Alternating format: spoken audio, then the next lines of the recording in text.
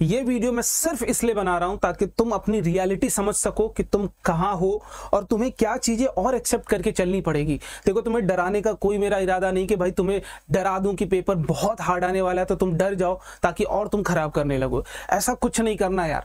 देखो, एक बार तुमसे गलती हो चुकी है, तुम उसके परिणाम रिजल्ट्स तुमको मिल चुके हैं, तुम फेल हो, तुम्हारी कंपार्टमेंट आ चुकी है ना। लेकिन अभी क्या सेम गलती हमको भैया रिपीट करनी है, सेम चीजें करके चलनी है, सेम भैया दीदी की बात में आ जाना है कि पेपर इजी आएगा और तैयारी नहीं करके जाना है।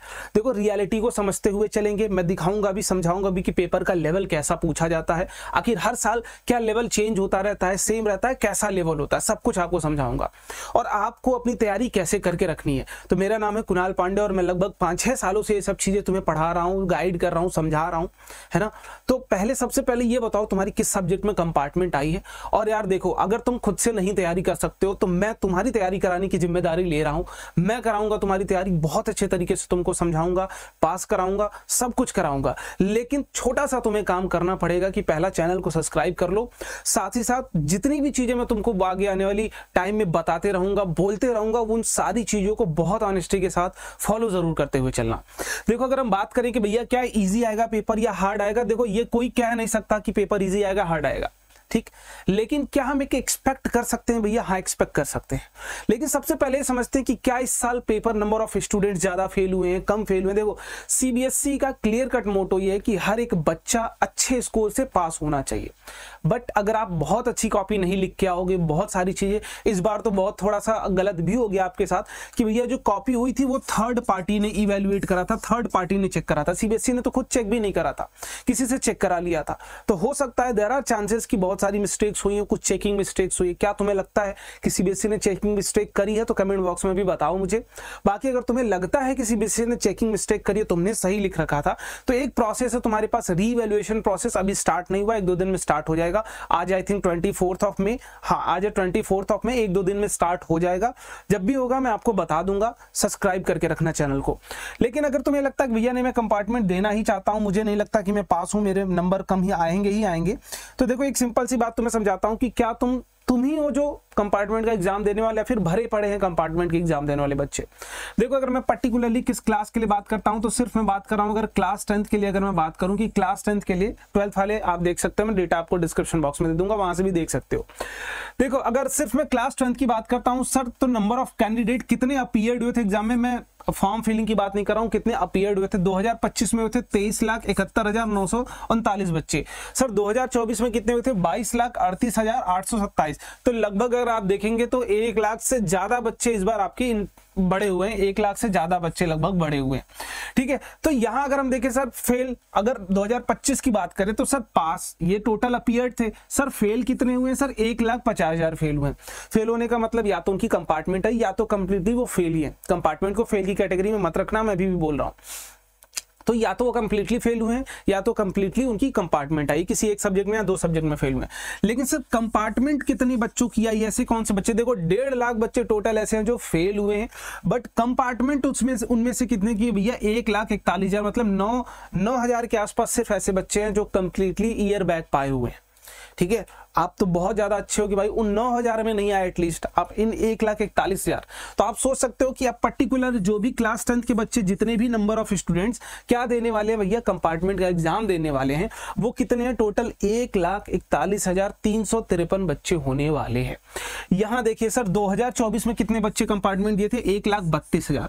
तो आप देख पा रहे हैं लगभग आपके 9,000 के आसपास बच्चे जो हैं इस बार प्लस हुए हैं।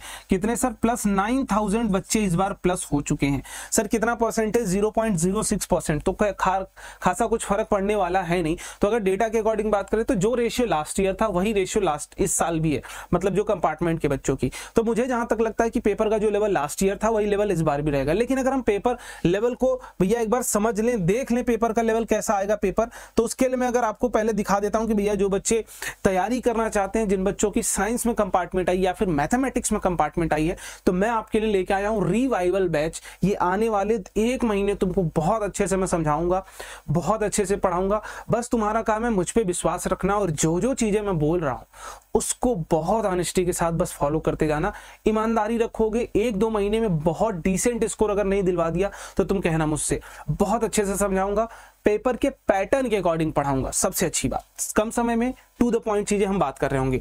सर इसको ज्वाइन करने के लिए क्या करना होगा? अगर जो बच्चे ज्वाइन करना चाहते हैं भैया, मैं पहले ही बता दे रहा हूं, ये बैच आपको 749 का पढ़ने वाला है, बट अभी ये इतने का नहीं, आपको ये 499 का पड़ेगा। कैसे पड़ेगा मैं आपको बता दूंगा। अभी कब तक सर? सिर्फ 2 जून तक। 2 जून से पहले अगर आप इसको परचेस करते हो तब ये बैच इतने का पड़ेगा, उसके बाद अदरवाइज आपके जो बैचेस होंगे वो 749 का पड़ेगा। तो जल्दी डिसीजन ले लेना जो भी तुम्हें लेना होगा। रिवाइवल बैच सर साइंस के लिए भी है, मैथ्स के लिए भी। जो बच्चे मैथ्स में फेल हैं, मैथ्स वाला कंपार्टमेंट का एग्जाम दे सकते हैं, वो बैच मैथ्स वाला भी ले सकते हैं। सर कैसे? रैंकर्स फाउंडेशन ऐप ज्वाइन कर लेना, डाउनलोड कर लेना। डाउनलोड क्यों करना है? क्योंकि आपको फ्री के वहां पर PYQs प्रीवियस ईयर क्वेश्चंस आपको फ्री में मिलने वाले। मैं भी दिखाऊंगा अभी कि कैसे वो पा सकते हो आप। सबसे पहली चीज इसमें सर आपको कंप्लीट थ्योरी कवर की जाएगी, उसके हैंडरिटन नोट्स दिए जाएंगे, नोट्स बनाने का नो लोचा, इंपॉर्टेंट क्वेश्चंस कराया जाएगा उस तरीके के जो बोर्ड के पैटर्न पर पूछे जाते हैं। सर सैंपल पेपर भी दिया जाएगा, सैंपल पेपर भी कराया जाएगा। और इतनी चीजें मैं विश्वास मान के कह रहा हूं कि सिर्फ लिमिटेड चीजें करनी है जो यहां पर मैं दिखा रहा हूं। सिर्फ अगर ये लिमिटेड चीजें तुम कर लेते हो तो तुम्हारे बहुत अच्छे स्कोर आ रहे होंगे। इस सिचुएशन से तुम बाहर होगे आने वाले 1 महीने बाद, लेकिन वो तुम्हें करना पड़ेगा। सर बैच कब से स्टार्ट हो रहा है? 2 जून से स्टार्ट हो रहा है। सोच लो, समझ लो, अच्छे तरीके से डिसाइड कर लो। बहुत ज्यादा नहीं है, बहुत ज्यादा तुम्हें नहीं, जो जिस सिचुएशन में हो वहां से निकलने का एक तरीका है, वो ये है, निकल सकते हो, आराम से निकल सकते हो। सर कैसे ज्वाइन करेंगे? रैंकर्स फाउंडेशन ऐप डाउनलोड कर लो, ओपन पे क्लिक करोगे, इंस्टॉल करके सर पेड कोर्स मिलेगा, या फिर डायरेक्टली यहाँ पे भी क्लिक कर सकते हो। क्लिक करोगे, यहाँ पर मैथ्स के लिए रिवाइवल बैच दिख रहा है सर, यहाँ साइंस के लिए रिवाइवल बैच दिख रहा है। जो तुमको चाहिए उस पर आप क्लिक कर देंगे। जैसे उस पर क्लिक करेंगे तो सर आपको रिडायरेक्ट करके इस पेज पे ले आएगा। यहाँ कूपन कोड रिवाइवल दिख रहा होगा, जिसको अप्लाई करते ही 249 रुपीज आपके ऑफ हो जाएंगे। तो कूपन कोड क्या यूज करना बेटा? रिवाइवल कैपिटल में आपको दिख जाएगा। जैसे आप उसको अप्लाई कर देंगे आपके 514 रुपए हो जाएंगे बैच के, ठीक है। और डायरेक्टली यहाँ पर आप देखेंगे पे ऑनलाइन कर सकते हो, किसी भी मेथड से आप ये काम कर सकते हैं। बाकी अगर आपके मन में कोई डाउट रह जाता है तो आप बताइएगा। बाकी जो बच्चे फ्री में तैयारी करना चाहते हैं उनके लिए यहाँ पर सफलता बैच हम लोगों ने यूट्यूब पर फ्री में लाया हुआ था, फटाफट से जाके देख लो सारी वीडियोस। यहाँ से भी तुम अच्छे से तैयारी कर सकते हो अगर आपको कंप्लीटली फ्री में तैयारी खुद से करनी है तो, ठीक है। चलिए मान लेते हैं अगर भैया कि हमें पेपर को एक बार दिखा दीजिए कि किस तरीके से पेपर पूछा जाता है। तो सबसे पहले मैं 2023 का पेपर दिखाता हूं। मैं भी फिलहाल बात कर रहा हूं क्लास 10 साइंस के लिए। ऐसे ही सब कुछ सेम सिनेरियो आपके मैथ्स या फिर किसी भी सब्जेक्ट में आइए तुम्हारी सेम रहने वाली है। अगर ये पेपर आपको चाहिए तो ऐप डाउनलोड कर लेना, ऐप पे फ्री में आपको मिल जाएगा। फ्री कंटेंट सेक्शन में जाके देखोगे आपको मिल जाएगा। अब देखो अगर 2023 का हम लोग एक बार पेपर देखें तो पेपर यहाँ पर देखिए, electrolysis of water if mass of gas collected at anode is Ma and mass of gas collected at cathode is Mc, ठीक। The value of Mc upon Ma।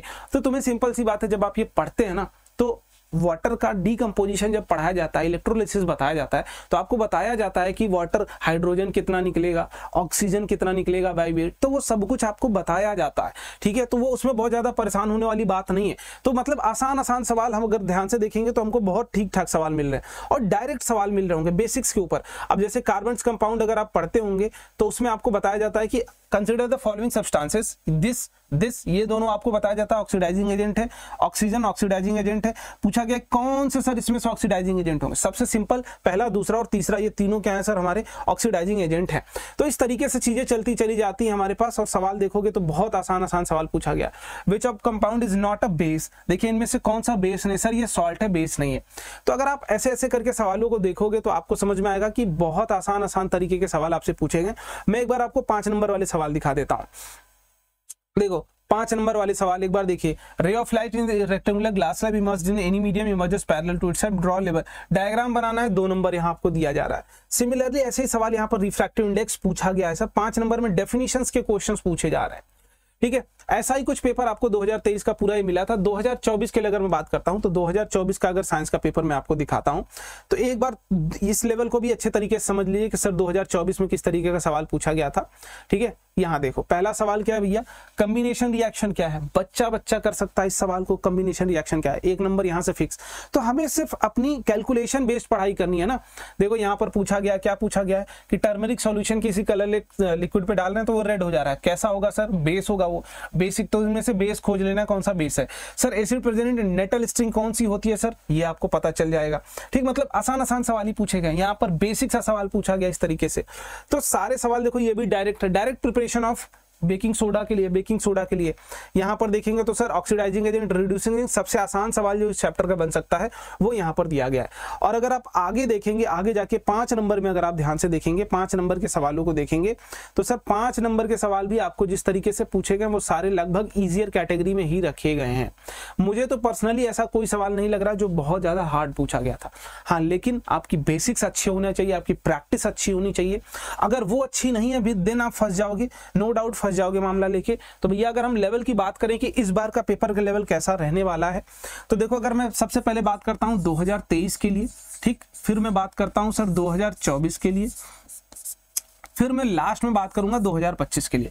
अगर यहां देखूं ना तो सर हमारा जो पेपर था वो इजियर टू मॉडरेट की कैटेगरी में था, मॉडरेट माइनस में था। मतलब इजियर टू मॉडरेट माइनस में ही चीजें चली हैं। हम अगर बहुत आसानी से चाहें, थोड़ा बहुत भी मेहनत कर लें, अच्छे तरीके से पढ़ाई कर लें तो हमारा काम हो सकता है। मान लो इस बार कुछ भी हो सकता है कि भैया इजी भी आ सकता है, ठीक, इजी भी आ सकता है, मॉडरेट भी आ सकता है, हार्ड भी आ सकता है, हार्ड भी आ सकता है। तो हमारी जो प्रिपरेशन वो तो तीनों के लिए होनी चाहिए, वो तो तीनों के लिए होनी चाहिए। लेकिन अगर मैं बात करूं 2025 के लिए तो सर जो 2025 का जो पेपर होने वाला है, मैं फिर से बोलूंगा कि वही इजियर टू मॉडरेट माइनस ही होने वाला है।